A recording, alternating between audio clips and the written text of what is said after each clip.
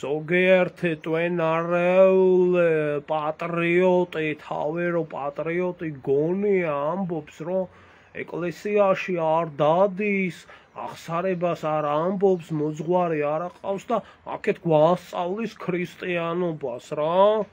ჯაღმაიძის ნაირი მამაკაცი მეორე, სუფთა მამაკაცია რა, სუფთა მამაკაცია ჯაღმაიძე და ჯაღმაიძის შეურაცხყოფა არის ეკლესიის და რწმენის შეურაცხყოფა. შეიძლება თავი ხوار მიგირტყმევია რამეს. ხوار მიგირტყმევია თავი რამეზე. დიდად რო არა გაქვს მაგ თავში დალაგებული საქმეები, კი ვიცი, მაგრამ შენი კაი ვაშკაცური საქმეების ბევრი რო ვიცი და არ მინდა ლაპარაკი უბრალოდ ერთი შენ ხარ კაცი ვასაძე და მეორე იგი რა ქვია ჯაღმაიძე და მესამე შენი ბავშვობის ძმაკაცი მუჯირი. თქვენ შენ არ გასვენებს მე მგონი გამჩენი და ბიჭო შორს არ წავალ. ჩემი ძმაკაცი შვილი სწავლობდა შენ სკოლაში. შენ სკოლაში. ემზარზე მაგ ლაპარაკი რა. მე თვითონ ვესწრებოდი იმ პერიოდს, როდესაც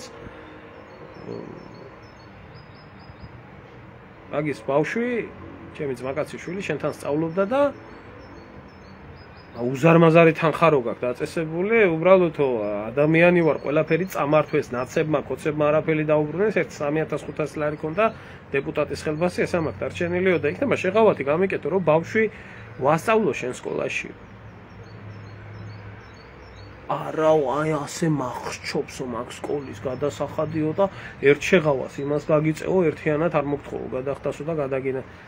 ბიჭო, ყვიციანების ოჯახმა, ემზარმა თუ იმდენი არ დათესეს ქართველი ერისთვის და საქართველოსთვის, რომ შეღავათი გაგეკეთებია შენ სკოლაში.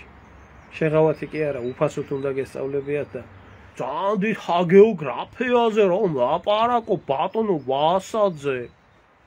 დიდის ჯულის კანონი არსენ იყალთოელის. თარგმნილი გადაშალეთ და წაიკითხე.